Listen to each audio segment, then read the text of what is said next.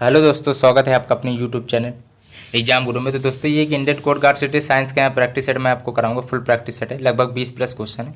तो पहले आपको एक चीज़ बता दें, देखो कि यहाँ से जिसको भी 27 और 28 को एग्जाम है, प्लीज़ ये प्रैक्टिस सेट देख के जाइएगा, फिर बाद मत कहिएगा। पहले ये बता दें जिसका 27-28 को पेपर है वो ये प्रैक्टिस सेट देख के जाइएगा। और ये कि वीडियो लाइक नहीं करते आप लोग, प्लीज़ लाइक कर दिया करो, ठीक है। स्टार्ट करते हैं। देखो, गुरुत्वाकर्षण बल होता है निर्भर नहीं करता है। जो गुरुत्वाकर्षण बल होता है वो किस पर निर्भर नहीं करता है? तो जो वस्तु के द्रव्यमान पर निर्भर नहीं करता, वस्तु के आकार आकृति पर निर्भर नहीं करता है। तो ये चीज़ याद कर लेना, ठीक है। जो सार्वत्रिक गुरुत्वाकर्षण पढ़ा होगा तो M-1 L3 T-2 होती है इसकी विमा, ठीक है। इसको थोड़ा याद कर लेना। अगला देखते हैं, 40 वाट का एक बल्ब 200 वोल्ट के स्रोत मान प्रकाश मान जो बल्ब में से गुजरने वाली धारा का मान है, ठीक है।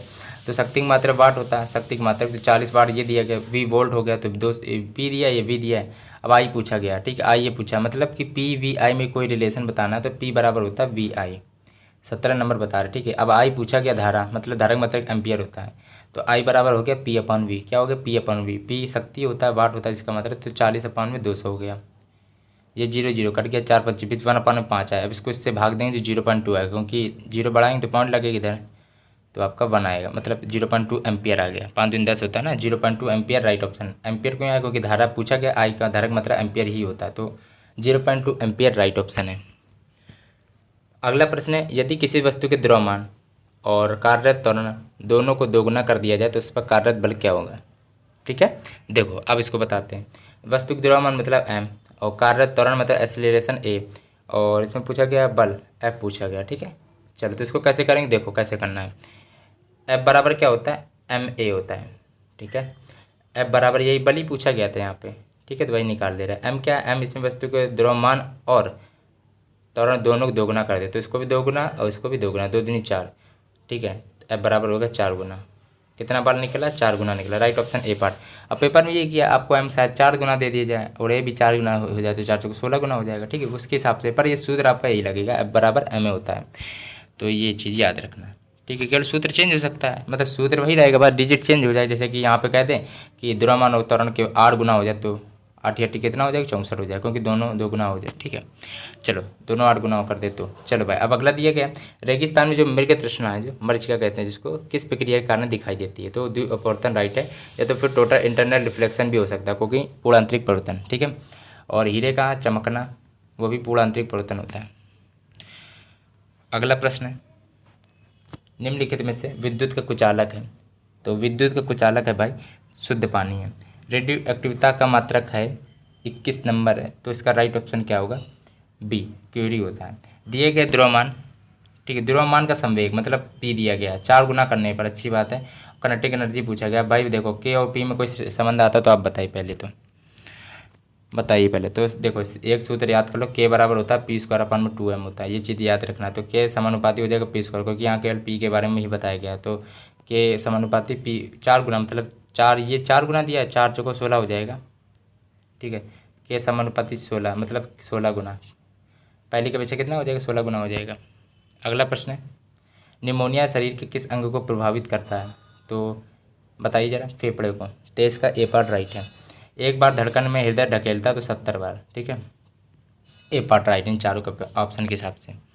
अगला प्रश्न दिया गया, ट्यूबलाइट के कार्य करने का सिद्धांत है, 25 नंबर प्रश्न है।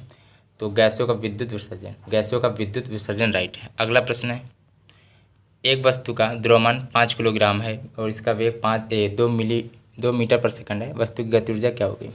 ठीक है, तो इसमें क्या होगा मैं आपको बताता हूँ। देखो सिंपल सा, आप के बराबर कनेटिक एनर्जी जानते होगे, तो के बराबर आपने पढ़ा होगा, 13 नंबर बता रहे, ठीक है, 1/2 mv², ठीक है। तो 1/2 हो गया, एम कितना दिया है? एम आपका द्रव्यमान बता 5, वी कितना? 2 दूनी 4, ये 2 2 कट गया, तो 5 दूनी कितना होता है? 10 जूल राइट है। अगला देखते हैं जरा क्या लिखा है, अगला देखते हैं आप, ठीक है। आगे होगा, देखो क्या लिखा है कि वर्षा की बूंद किसके कारण भाई गोल होती हैं? ये क्वेश्चन अक्सर पूछा जाता है, ठीक है। तो 14 नंबर प्रश्न है, तो ए ऑप्शन, पृष्ठ तनाव के कारण होती है। और 25 तारीख को फर्स्ट सेकंड थर्ड शिफ्ट मैंने तीनों करा दी, 26 तारीख को फर्स्ट सेकंड थर्ड दोनों करा दी, थर्ड शिफ्ट अभी शाम को आने वाली है, ठीक है। तो सब मैं करा दूँगी, चिंता मत करना। और ये शांता की वो पूछी गई थी विमा सूत्र, तो ML-1 T-1 होती है, मैं पहले से ही रटा आता जा रहा था आप लोगों को, तो वही आपके पेपर में पूछ ली गई, ठीक है। तो वैसे पृष्ठ तनाव के कारण वर्षा की बूंदें जो होती हैं वो गोल होती हैं। ठीक है, ये पूछा जाता है। रॉकेट किस सिद्धांत पर कार्य करता है, भैया हमें बता दो। ठीक है, रेखीय संवेग, लीनियर मोमेंटम, ठीक है, रेखीय संवेग पर कार्य करता है। 15 का यहाँ पे, एक मिनट रुकना जरा, तीसरे नियम पे भी कार्य करता है। हाँ, तो दोनों तीनों यहाँ पे सभी राइट ऑप्शन, क्योंकि गति का जो तीसरा नियम वो एक्शन रिएक्शन दोनों है, तो ये भी राइट ऑप्शन हो गया, तीनों राइट है, मतलब चारों सब सही हैं, चारों सही भाई। ठीक है, साधारण सूक्ष्मदर्शी द्वारा प्रतिबिंब कैसा बनता है, बताओ जरा। तो वो आवर्धित और सीधा बनता है। किरचॉफ का द्वितीय नियम किस किस किस पर आधारित, ये थोड़ा इंपॉर्टेंट लगा लो, थोड़ा नहीं बहुत इंपॉर्टेंट लगा लो ये। किरचॉफ का द्वितीय नियम किस पर आधारित है, तो ऊर्जा संरक्षण पर आधारित है। द्वितीय नियम किरचॉफ का वो ऊर्जा संरक्षण पर आधारित है, एनर्जी पर। ठीक है, यदि किन्हीं दो आवेशों के मध्य की दूरी आधी कर दी जाए तो बल हो जाएगा। देखो, आपने ही पढ़ा होगा, F बराबर होता है, आपने पढ़ा होगा Q1 Q2 1/4 epsilon not Q1 Q2 अपन में R²। ठीक है, यहाँ पे केवल बीच आवेशों के मध्य की दूरी की बात की गई, मध्य की दूरी मतलब ये R केवल बात की गई है। ठीक है, जो यहाँ पे इसके व्युत्क्रम है, मतलब उल्टा है, मतलब यहाँ पे 1/4 हो जाएगा, क्योंकि 1/2 का होल ऑफ स्क्वायर, मतलब स्क्वायर केवल करना है स्क्वायर, तो 1/4 हो गया, ये 4 ऊपर गया, 4 गुना हो जाएगा। सीधी बात थी, आप लोग ज़्यादा हम समझाने लगते हैं अच्छी तरह। तो 18 की वजह से सी ऑप्शन राइट है। ठीक है, सिंपल सा था, इसमें कोई कठिन नहीं। अगला प्रश्न है, वह धातु जो पानी में तैरती, चार ऑप्शन को देख लो।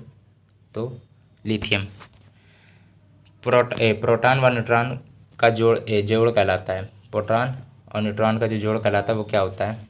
20 नंबर प्रश्न।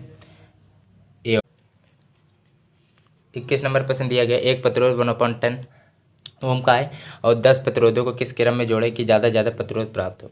21 नंबर प्रश्न है, तो उसको क्या हो जाएगा, श्रेणी क्रम में जोड़ना ज़्यादा फायदा होगा। श्रेणी क्रम मतलब होता है R बराबर होता है R1 + R2 + R3।